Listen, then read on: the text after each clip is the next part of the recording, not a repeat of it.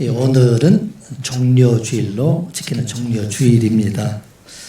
예수님께서 누가복음 9장 51절에 말씀하시기를 예수님께서 승천하실 기약이 차감해 예루살렘을 향하여 올라가시기로 굳게 결심하시고 말씀의 기록에 따라서 지난 3년 동안 예수님의 사역의 주요 활동 무대였던 갈릴리 지방을 떠나서 이제 예수님께서 유대 지역과 또 유대 동편, 요단 동편에 있는 베레아 지역을 거쳐서 여리고를 지나 감람산 근처에 있는 베다니에서 나귀 새끼를 타시고 예루살렘에 입성하신 날이 바로 오늘입니다.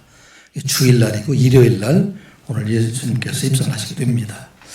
그리고 예수님께서 그곳에서 4년, 닷새 동안 여러 가지 활동을 하시고 닷새 후에는 예루살렘에 있는 종교 지도자들과 총독의 빌라도 사형 선고를 받으시고 십자가에 이제 죽으시게 됩니다. 예수님께서 예루살렘에 올라오실 때 그때 제자들뿐만 아니라 함께 오던 많은 사람들이 이 사람들이 예수님을 환영하며 찬양하고 하나님을 찬양하였다. 그래서 오늘 종려주일로 지키게 됩니다. 특별히 그들이 찬양할 때 이 종려나무 가지를 흔들면서 호산나 찬송하리로다 다윗의 자손이여 이렇게 그들을 환영하였다. 그렇게 말하고 있습니다. 이 종려나무는 이스라엘을 상징하는 그런 나무입니다. 우리나라에 상징하는 나무 어떤 나무이죠? 무궁화 나무 있는 것처럼 이스라엘을 상징하는 나무는 종려나무입니다. 이 종려는 특별히 승리와 부활을 상징하는 그런 나무로 여리고 성이 많이 자라게 됩니다. 그래서 이 여리고 성읍을 다른 말로 말할 때 성경에서는 종려나무 성읍이다 그렇게 부르기도 합니다. 이 종려나무는 생명력이 강해서 이 그루터기를 베어내고 그것에 불을 태워도 그것이 다시 살아나기 때문에 유대인들이 생각할 때 것은 불사조 같은 나무이다 그렇게 생각을 합니다. 로마의 지배 아래 살아가고 있는 유대인들에게는 이 민족을 상징하는 그런 나무로 여기고 특별히 그 당시에 유대의 독립을 이렇게 위해서 활동했던 열심당원이라든지 민족주의자들 이런 사람들이 동전에다가 이 종려나무의 문양을 만들어서 목에다가 차고 다녔던 그런 일들이 있었습니다. 이 종려나무를 흔들면서 찬양을 했다 그렇게 말합니다. 이 호산나 이렇게 말하고 있는 호산나는 이건 히브리 말입니다. 이 원무리들이 호산나 찬송한다 그렇게 말하고 있는데 이 호산나 찬송한다는 이야기는 시편 128편 25절에 나오는 말씀인데 이 시편 128편 25절 우리 한번 읽어볼까요? 여호와여 구하옵나니 이제 구원하소서. 여호와여 구하옵나니 이제 형통하게 하소서. 이것을 히브리 말로 얘기하면 아나 예호바 호시아나 아나 예호바 하찌리아나. 이게 호시아나 이야기는 우리를 구원하소서. 이게 우리가 부를 때 호산나 하는 얘기는 호시아나나 이런 일은 같은 얘기가 됩니다. 그들이 생각할 때 예수님께서 입성하실 때 온 유대 사람들이 생각할 때 이 사람이야말로 이제 이스라엘을 로마의 압제, 로마의 식민 통치로부터 구원해 줄 사람들이다. 하나님이여 이 사람이 올라가게 되면 이 나라를 독립하게 해 주시옵소서, 이 나라를 구원해 주시옵소서 그런 의미로 지금 호시에나 이렇게 지금 부르고 있는 그런 얘기가 됩니다. 이것은 어떻게 생각할 수 있냐면 여러분들이 우리나라 3.1운동 때 그때 온 국민들이 태극기를 막 높이 들면서 나가서 대한독립 만세 불렀었잖아요. 그것과 거의 비슷한 그런 환경을 보시면 됩니다.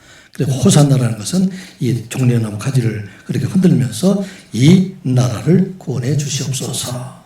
그 많은 사람들을 예수님을 진실로 환영하는 그런 목소리로 그렇게 예수님을 찬양하였을 것입니다.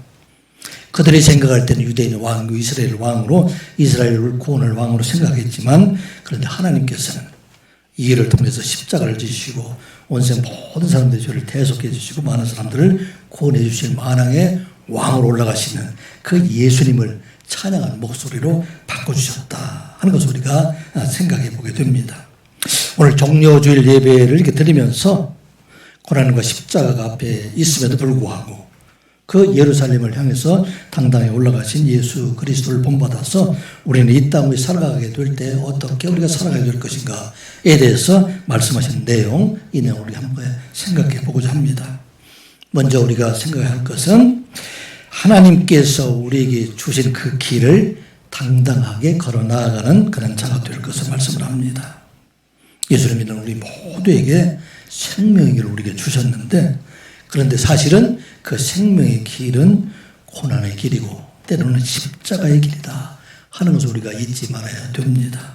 사람들이 원하는 길, 어떤 길을 원하고 있어요. 평탄한 길을 원하고 안전한 길을 원하고 있지만, 그런데 이 성도들이 가는 우리들에게 하나님께서 허락하신 그 길은 넓은 길도 아니고 안전한 길도 아니고, 항상 우리가 주신 길은 좁은 길이고 또 때로는 험악한 길이 될 수도 있고, 그런데 십자가의 길이지만, 그런데 그 길은 반드시 우리에게 생명을 주시고 또 하나님의 나라에 이어가는 그 길을 우리에게 주신다 하는 것을 우리가 잊지 아니하고, 이 땅에 살아갈 동안에 이 시간 예배는 우리 모두가 우리 하나님께서 주신 그 길을 나아가는 여러분들 되시기 바랍니다.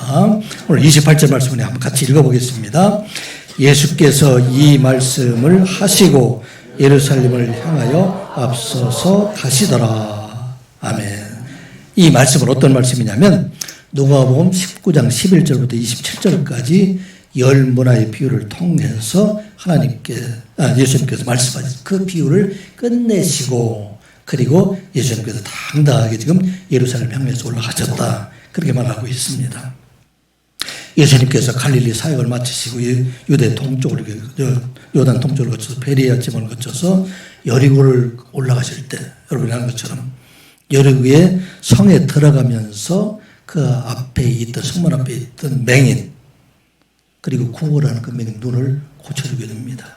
사람들이 깜짝 놀랐죠. 평소에 보지 못했던 사람의 눈을 열어보는 것을 깜짝 놀라서 많은 사람들이 그 예수님, 지금까지 소문을 들어왔지만 그 소문의 현장을 직접 목격하고, 이분이야말로 메시아가 되지 않을까, 그런 기대감을 아마 가지고 있었을 것입니다. 그리고 그 여리고 성에 들어가 있을 때에는 돌무화과나무 위에 앉아있던 삭개오를 예수님께 부르시고, 내가 오늘 너희 집에 가서 유하해야 되겠다. 그리고 이 삭개오 집에 들어가게 됩니다. 이 삭개오는 아마도 그 여리고 성읍에 있는 세리관장, 아마 로마를 대신해서 세금을 징수하는, 많은 세리 밑에 있는 그런 부하 직원들도 있지만, 그런데만 이것을 관장하는 세리장이었던 것을 봅니다. 그런데 그가 예수님을 영접하고 그 마음이 변해서 자기가 가지고 있는 모든 재산들을 다 가난한 사람들에게 나눠주는 그런 일들이 일어나게 됩니다. 자기가 있는 재산의 절반을 가난한 사람들에게 나눠줄 뿐만 아니라, 내가 만일 다른 사람으로부터 토속한 일이 있으면, 그것을 훔쳐 빼앗은 일이 있으면 4배나 갚겠습니다. 이 말을 해서 그 말을 듣고 있을 때 많은 사람들은 생각할 때, 이분이야말로 진짜 이스라엘을 구원할 사람이다. 로마 식민 통치로부터 이제 구원할 사람이다. 그렇게 생각하고, 이제 예루살렘에 이 예수님이 올라가기만 하면 이제 우리나라가 독립이 될 것이다. 당장 하나님의 나라, 자기들이 생각할 때는 이스라엘이 독립이 될 것이다. 그렇게 생각하고 있을 때 그들에게 열 문화의 비유를 말씀하시게 됩니다. 누가복음 19장 11절의 말씀을 보게 되면 그 뒤에 그들이 생각할 때, 이는 자기가 예루살렘에 가까이 오셨고 그들은 하나님의 나라가 당장에 나타날 줄 생각함이더라. 그들이 이제 예수님 올라가면 이제 우리나라 독립이다, 그렇게 생각할 때 그들에게 말씀하신 것은, 내가 올라가는 것은 이스라엘의 독립을 위한 것이 아니라 하나님의 나라를 이루기 위한 복음을 완성하기 위해서 올라간다. 내가 이 복음을 완성하고 이 복음을 전하는 일들을 이제 제자들을 통해서 많은 사람들이 맡겨놓고 다시 와서 그들에게 맡겨진 일들을 결정하게 할 것이다. 이 비유로, 열 문화의 비유를 그들에게 말씀을 하게 됩니다. 자기는 왕위를 받기 위하여 먼 나라로 가는 귀인의 자기를 비유하게 됩니다. 그리고 종들을 불러가지고 각각 한 문화씩 이렇게 나누어 주게 됩니다. 그리고 그 종이 돌아온 후에 각각 그 종들을 불러서 자기들이 열심히 일한 장사한 것을 결산하게 하는데, 어떤 사람은 한 문화를 가지고 열 문화를 만들었어요. 그때 그 주인이 이야기하기를, 내가 네게 10고을 맡겨줄 것이다. 또 5분을 남긴 자에게는 내가 5골을 너에게 맡겨줄 것이다. 이것은 무슨 이야기냐면 이제 예수님께서 우리 모두에게 복음을 만들어 놓으신 예수님께서 완성한 그 복음을 전하는 소명을 주시고 이 소명을 다한 자들에게는 하나님께서 이제 그들에게 상급을 주시겠다 말하고 만일 이 귀인 대신 예수 그리스도가 왕됨을 원하지 아니하는 저 원수들 이런 사람들은 내 앞에서 죽이겠다 하는 그 비유를 마치고 난 다음에 예수님께서 지금 이제 이 일 복음을 완성하는 일들을 위해서 예루살렘을 향해서 올라가셨다 그렇게 말씀하고 있습니다. 영어로는 그렇게 되어 있어요. After Jesus had said this 예수님께서 이 비유를 다 말씀하시고 난 다음에 He went on ahead 걸어갔는데 앞장서서 갔다. 어디로? Going up to 예루살렘. 예루살렘을 향해서 앞서갔다. 그렇게 말씀하고 있습니다. 이제 예루살렘에 올라가게 되면 그것이 수많은 대적자들이 이제 예수님을 대적하게 될 것이고 그리고 지금 환영하는 저 무리들이 이제는 잠시 후에는 변해서 예수님을 십자가에 못 박이라 외칠 그것을 앞에 바라보시고 또 사내들인 공의 법정과 빌라도의 법정의 사형 선고를 받으시고 성전 수비대와 로마 군인으로부터 고문과 채찍을 받으시 그 일들을 앞에 두고 예수님께서 아시지만 이 일들을 기다리고 있는 그것을 향해서 담대하게 올라가셨다 하는 말씀입니다. 예수님은 하나님이시기 때문에 하나님께서 주신 그 일들을 이루는 일들을 미리 다 알기 때문에 이미 예루살렘 올라가고 오시기 전에도 3번이나 반복해서 말씀하셨습니다. 내가 예루살렘에 올라가서 많은 어려움을 당하게 될 것이다. 누가복음 18장 31절 33절에도 그렇게 말씀을 하셨습니다. 자, 32절 33절 말씀 같이 한번 읽어볼까요? 32절 시작. 인자가 이방인들에게 넘겨져 희롱을 당하고 능욕을 당하고 침뱉음을 당하겠으며 그들은 채찍질하고 그를 죽일 것이나 그는 3일 만에 살아나리라 하시되 아멘. 예수님을 따르는 많은 사람들, 제자들도 마찬가지고 수많은 무리 사람들이 생각할 때는 이제 이분이야말로 이제 예루살렘에 올라가서는 왕이 될 것이다. 그렇게 생각하고 있고 제자들도 누가 예수님의 좌우편에 앉을 것인가 서로 다투고 있지만 그런데 예수님께서 하셔야 될 일들은 어떤 일이 됩니까? 성경에 기록된 대로 많은 일들로 인해서 인자가 이방인들에 넘겨서 희롱을 당하고 그 다음에 능욕을 당하고 침뱉음을 당하고 채찍질을 당하게 될 것이다. 이 일을 통해서 온상 모든 사람들의 죄를 담당하시고 그리고 십자가의 죽으심을 통해서 모든 사람들을 구원의 길을 열어주실 것이다. 이 일을 위해서 예수님께서 예루살렘에 당당히 올라가신다. 그렇게 말하고 있습니다. 그런데 예수님께서 가시는 그 길은 십자가의 길로 끝이 나는 길이 아니다 하는 것을 제자들도 모르고 그 외에는 많은 사람도 알지를 못합니다. 맨 뒤에 33절에 있는 말씀이죠. 그는 3일 만에 살아나리라 하는 것을 알지 못한다는 것입니다. 우리 성도들이 가는 길은 십자가의 길을 가는데 그런데 그 십자가의 길로 끝이 나는 것은 아니다 하는 것입니다. 성도들이 가는 그 길에는 3일 만에 살아나는 놀라운 역사가 있고 예수님께서 3일 만에 살아나신 후에 그 다음에 하늘 보좌에 오르셔서 이제는 다시 오실 그날을 준비하신 것처럼 예수님께서 가진 그 길을 따라가는 자들에게는 십자가의 부활하심 뿐만 아니라 영원한 하나님의 나라의 길이 그 앞에 있다 하는 것을 말씀하고 있는 것입니다. 그래서 예수님께서 당당히 올라가실 수 있었던 것은 십자가의 길도 있었지만 그런데 그 십자가의 길의 뒤에 있는 부활의 길도 있었고 하나님 나라에는 승천의 길도 있었기 때문에 그래서 담대하게 나간다는 것을 말씀하고 있는 것입니다. 그리스도인들이 가는 그 길은 넓은 길이 아니라 좁은 길이지만 십자가의 길이지만 그런데 그 길의 끝에는 우리의 생명을 살리는 그런 길들이 이어지게 되고 그 길의 끝에는 많은 사람들이 생명을 살리는 일에 쓰임받게 하신다 하는 말씀입니다. 에베소서 1장 20절부터 그 뒤에 있는 말씀을 한번 같이 읽어보겠습니다. 자, 에베소서 1장 20절 같이 봅니다. 시작. 그의 능력이 그리스도 안에서 역사하사 죽은 자들 가운데서 다시 살리시고 하늘에서 자기의 오른편에 앉히사 모든 통치와 권세와 능력과 주권과 이 세상뿐 아니라 오는 세상을 일컫는 모든 이름 위에 뛰어나게 하시고 또 만물을 그의 발 아래에 복종하게 하시고 그를 만물 위에 머리로 삼으셨느니라. 아멘. 예수님께서 가신 그 길은 고난의 길과 십자가의 길이지만 그런데 하나님께서 그를 살리셔서 이제는 생명의 길이 되게 하시고 그를 믿는 모든 사람들을 구원하게 하게 하시는 그 길이 되고 22절에 있는 말씀처럼 이제 그를 통해서 많은 사람들이 구원을 받게 될 교회의 머리로 삼으셨다 하는 것을 말씀하고 있는 것입니다. 우리가 가는 예수님의 길은 결코 쉬운 길이 아니고 좁은 길이면 우리가 알아야 됩니다. 그러나 그 길의 끝에는 생명이 있고 수많은 사람의 생명을 살리는 길임을 우리가 기억하고 담대하게 우리는 이번 종료주를 맞이해서 주님 가신 그 길을 따라가는 저와 여러분들 되시기 바랍니다.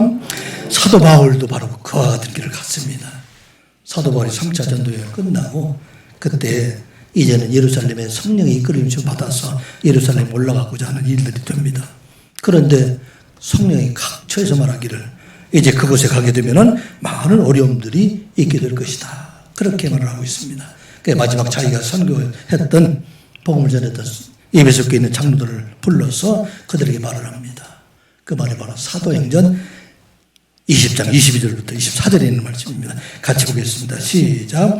보라 이제 나는 성령에 매여 예루살렘으로 가는데 거기서 무슨 일을 당할는지 알지 못하노라.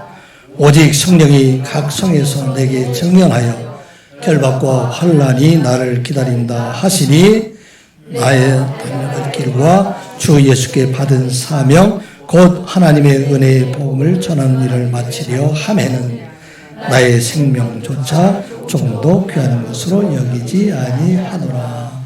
아멘. 사도 바울에게 각성에서 말하기를 그곳에 가면 많은 고난이 있다, 어려움들이 있다 하는 말을 듣고 사도 바울은 그 길이 아니라 다른 길로 갈 수 있음에도 불구하고 사도 바울은 하나님께서 말씀하신 성령의 그 길을 따라가게 됩니다. 어떤 일이 있었어요? 성령의 예한 대로 예루살렘에 올라가서 유대인들에게 잡혀서 많은 어려움을 당하게 됩니다. 집단 폭행을 당하기도 하고 그리고 감옥에 갇히기도 합니다.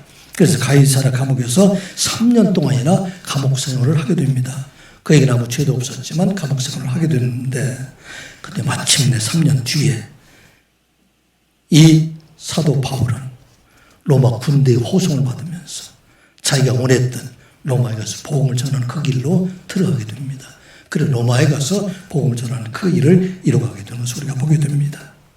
세상에 많은 길이 있었지만 그런데 주께서 주신 그 길, 고난의 길, 예루살렘에 가는 그 길을 가게 될 때 하나님께서 그 길을 통해서 놀라운 일들을 이루어가게 하셨다는 말씀입니다. 우리가 살아가는 날 동안 수많은 길을 만나게 됩니다. 많은 갈래길을 우리가 만나게 됩니다. 그 길을 만날 때마다 우리는 어떻게 그 길을 선택해야 할 것인가? 선택의 기준은 그때마다 쉬운 길, 넓은 길, 세상 사람들이 가는 그 길이 아니라 좁은 길, 예수님께서 가시는 길, 고난의 길, 생명의 길을 따라가는 여러분들이 되시기 바랍니다. 목사님도 저도 이렇게 돌아보면 수많은 길들이 많이 있었던 것 같아요. 그런데 그 길마다 우리 하나님께서 인도해 주셔서 여기까지 왔다 하는 생각을 가지게 됩니다. 저는 시골에서 초등학교를 졸업을 하고 이 14살의 나이로 부모를 떠나서 형들이 있던 서울로 이렇게 올라가게 됐습니다. 14살의 나이로 지금 생각하면 아주 어린 나이죠. 아버지 품을 이렇게 손을 잡고 그 당시에 이 상의와 같은 그 책상이나 큰 책상이 아니라 조그마한 책상 이건 등에 줄로 메우서 그러고서 이제 기차를 타고 올라가게 됐습니다. 그 기차가 의자 가운데 들어갈 만한 그런 책상이 작은 책상이죠.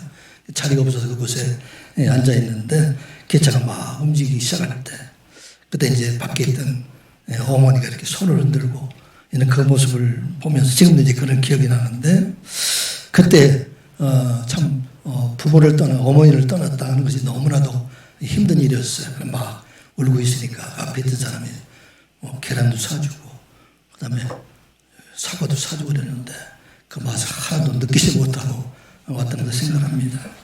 많은 길들 중에 있지만 지금 고난의 길, 어떻게 보면 힘든 그 길을 따라오게 됩니다. 이렇게 시작했던 그 길들, 수많은 어려움들이 있었어요.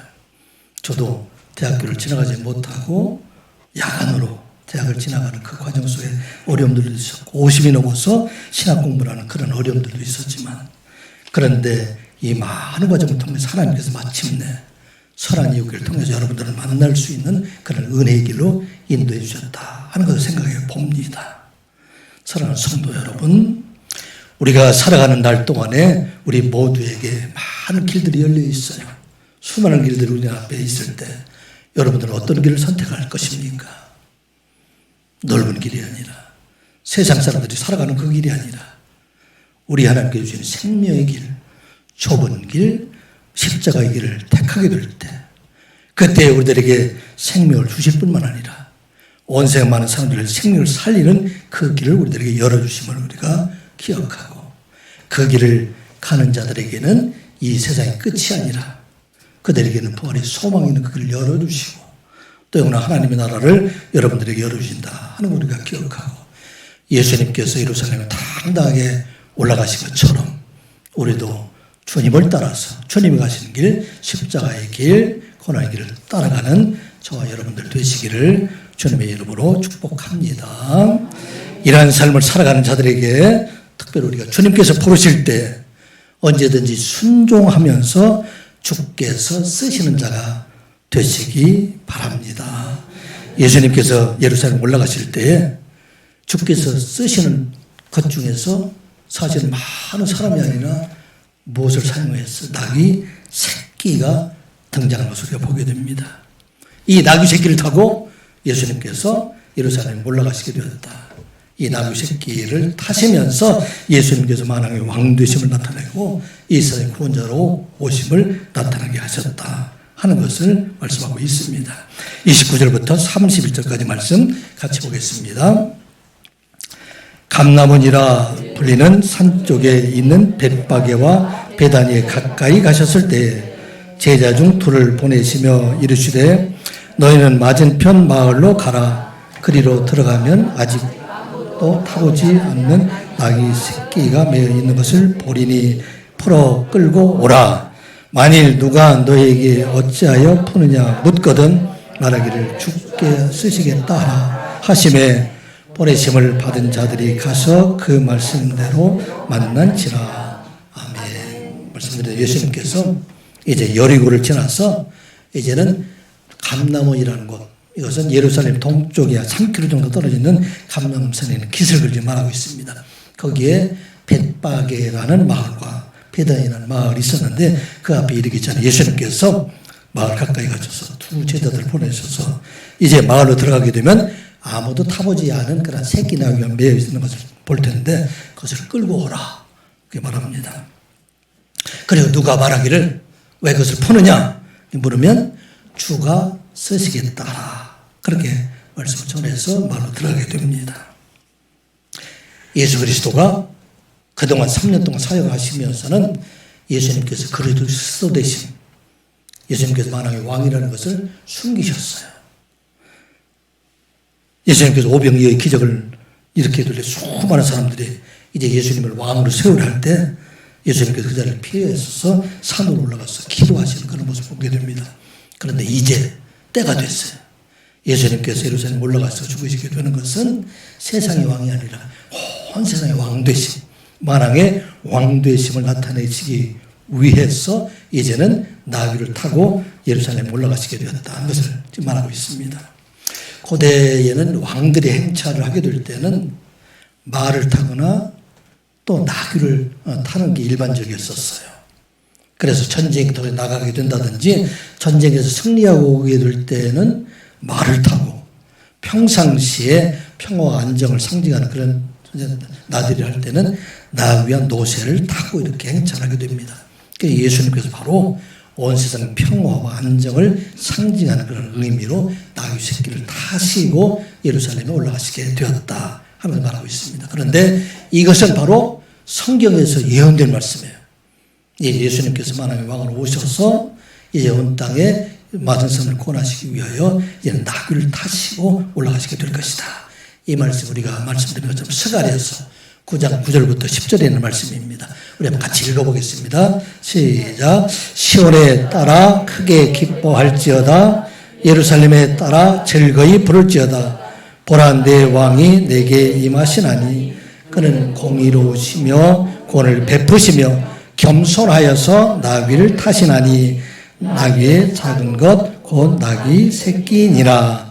내가 에브라임의 병거와 예루살렘의 말을 끊겠고 전쟁하는 활도 끊으리니 그가 이방 사람에게 화평을 전할 것이요 그의 통치는 바다에서 바다까지 이르고 유브라데 강에서 땅끝까지 이르리라. 아멘. 많은 사람들이 성경 구절을 알고 있었어요. 지금 나귀 새끼를 타고 예루살렘 올라가시는 나사렛 예수, 그분이 바로 온 세상의 구원을 베푸시고 또 온 땅의 전쟁을 멈추게 하시고 평강을 주시는 왕으로 세상에 오셨다 하는 것을 보여주기 위해서 지금 나귀를 타고 올라가시게 됩니다. 자, 이와 같이 예수님께서 만왕의 왕으로 되심을 나타내기 위해서 사용된 것이, 여기는 사람이 사용된 것이 아니고 어떻게 보면 짐승이었던 나귀 새끼를 이용하시고 타지고 올라가게 된 것을 보게 됩니다. 많은 사람들이 예수님을 환영하셨던 그 모습은, 그들이 환영했던 예수님은 만왕의 왕 되신 예수를 환영하는 것이 아니라 이스라엘을 구원할 그런 왕으로 환영하고 있지만, 이 나귀는 성경에 예언된 대로 온 땅의 구세주 되시는 예수 그리스도 그분을 모시고 지금 예루살렘에 올라가시게 되었다 하는 것을 말씀하고 있는 것입니다. 자, 33절부터 그 이 뒤에 있는 말씀도 한번 같이 읽어볼까요? 나귀 새끼를 같이 읽으면 시작.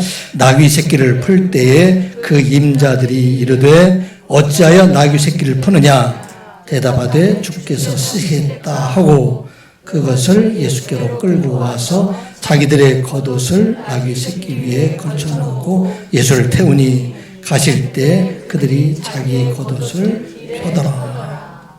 아멘. 나귀 새끼를 타고 올라가실 때 우리가 이해할 수 없는 그런 광경이지만 하나가 있어요. 어떻게 예수님께서 나귀를 주인도 모르게 풀고 갈 수 있을까? 다른 말로 얘기하면 예수님이 어떻게 도둑질해서 이렇게 가져갈 수 있을까? 이게 이해할 수 없는 그런 일들이 됩니다. 여러분들은 어때? 이해가 돼요? 아무리 예수님이 하더라도 자기 나귀도 아닌데 그냥 매여있는 그런 나귀를 가서 끌고 와라, 그렇게 말하는 거지 이해가 될 수 있을까? 근데 우리가 여기 이해할 수 있는 말이 있어요. 어떤 말이냐면, 예수님께서 두 제자들에게 말씀하실 때 그 임자들이 왜 이것을 포러 가느냐 말할 때 주께서 쓰시겠다 하라, 그렇게 말씀을 하고 있습니다.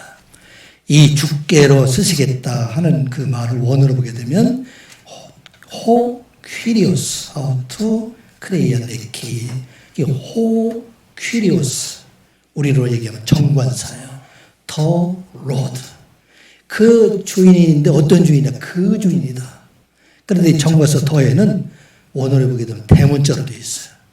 대문자로 되어 있다는 얘기는 하나님을 가리키는 거예요. 이 이야기는 나귀를 키운 주인보다도 그 나귀의 생명을 주고 세상의 주관자 되시는 하나님이 바로 그 나귀의 주인 되시다 하는 것을 말하고 있는 것입니다. 그래서 하나님의 주인 되시는 그가 필요하기 때문에 이 세상 모든 것들, 여러분들은 누구의 소유예요? 하나님의 소유예요. 그 하나님께서 우리를 부르시면 우리의 주 되신 그 하나님의 일에 순종해서 그의 쓰임받게 하셨다 하는 것을 말씀하고 있는 것입니다. 많은 사람들이 생각할 때는 이게 내 것처럼 생각하고 있는데, 내 집처럼 생각하고 있고, 내 자식처럼 생각하고, 내 것처럼 생각하고 있는데, 오늘 얘기합니다. The Lord needs you. 하나님께서, 그 하나님께서 이것들이 필요하시다 하는 것을 말하고 있습니다. 나귀의 주인이 어떤 경로인지는 모르지만은 바로 만왕의 왕 되시고 온 세상의 주인 되시는 예수 그리스도께서 그 나귀의 주인 되시고 그 나귀의 주인 되신 예수 그리스도께서 이제는 온 세상의 만왕의 왕으로 예루살렘에 올라가시기 위해서 그것이 필요하기 때문에 그래서 그것이 내가 쓰시겠다 하는 것을 말씀하고 있는 것입니다. 이게 바로 오늘 부르시는 말씀이에요.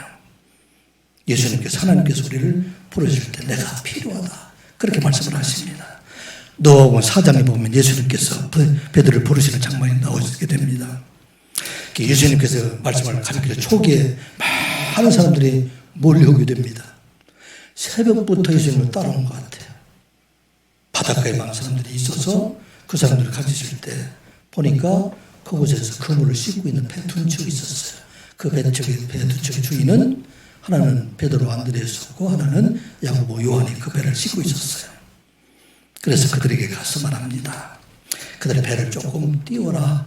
그래서 배를 띄우고 배 위에 서셔서 바닷가에 있는 많은 사람들에게 가르치게 됩니다. 그리고 말씀을 다 가르치고 난 다음에 베드로에게 이제 말을 해요. 내가 깊은 데에 가서 그물을 내려 고기를 잡아라. 고기는 깊은 데에 있을까요? 낮은 데에 있을까요? 낮은 데, 밖으로 나오는데. 근데 깊은 곳에서 그물을 던져라.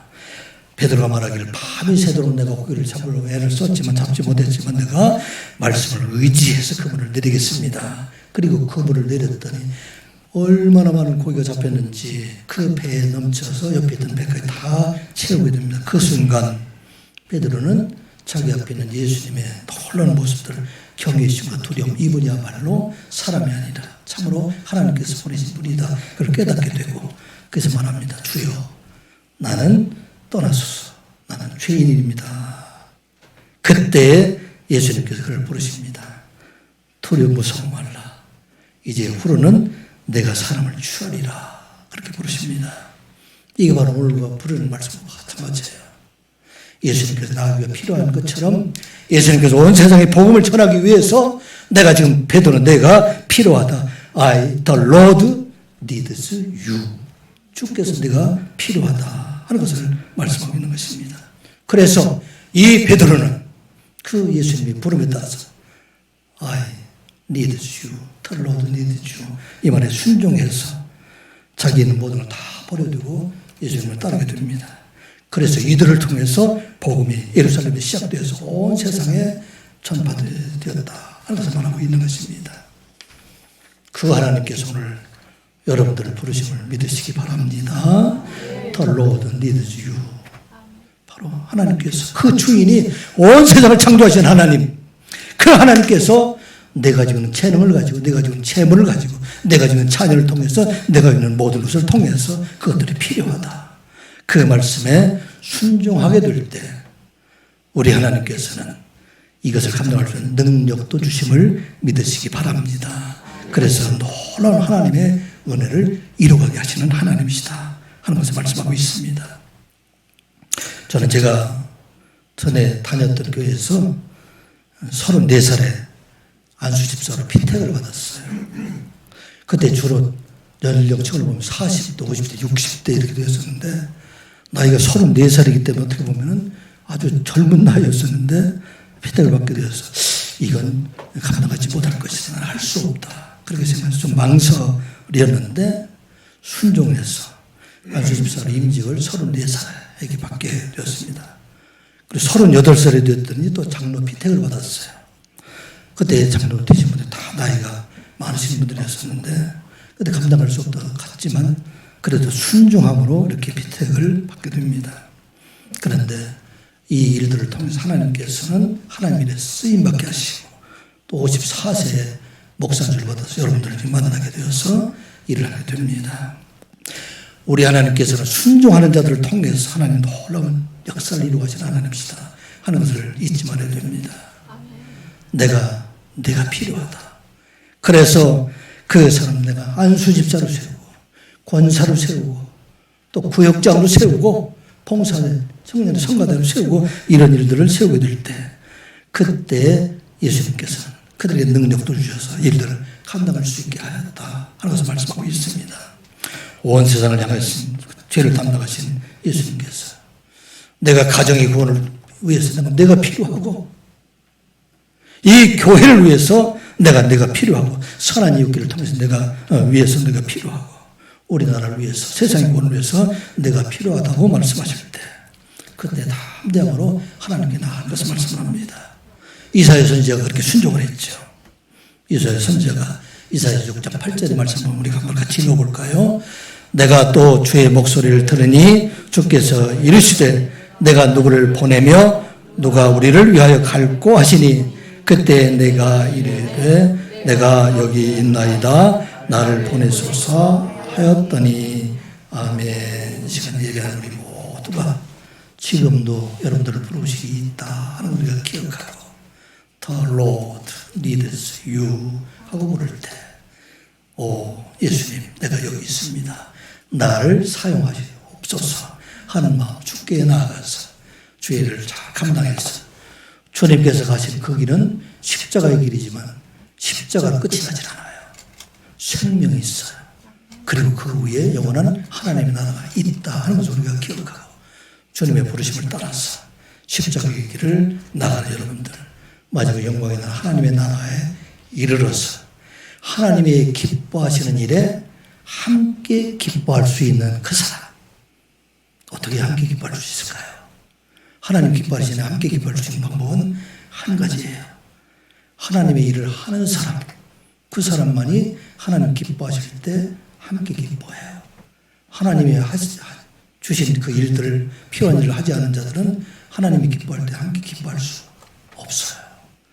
우리가 그 일을 잘 감당할 때 하나님 기쁨에 참여할 수 있다 하는 것을 우리가 기억하고 이 시간 예배하는 우리 모두가 날마다 우리 부르심에 응답해서 하나님의 기쁨에 참여하는 여러분들이 되시기를 주님의 이름으로 축복합니다. 기도합니다.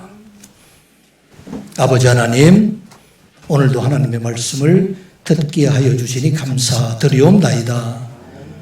우리 하나님께서 우리에게 주신 그 길은 세상과 나란히 걷기에는 너무나도 좁은 길임을 깨닫게 하여 주심을 감사드리옵나이다. 세상의 넓은 길이 아니라 주님께서 가신 좁은 길 십자가의 길을 따라가는 저희들 되게 하여 주시옵소서. 그리고 이어지는 생명의 길에 나아가는 저희들 되게 하여 주시며 부활의 길에 나아가는 저희들 되게 하여 주시며 영원한 하나님의 나라에 이르는 선한 이웃 교회 모든 성도들이 되게 하여 주시옵소서. 그 주님께서 우리를 부르실 때에 순종하며 내가 여기 있나이다 나를 사용하여 하시옵소서. 주의 일에 참여하여 마지막 하나님의 나라에서 하나님의 기쁨에 참여하는 선한 이웃교회 모든 성도들 이 시간 예배하는 모든 성도들이 되게 하여 주시옵소서. 예수님의 이름으로 기도드리옵나이다.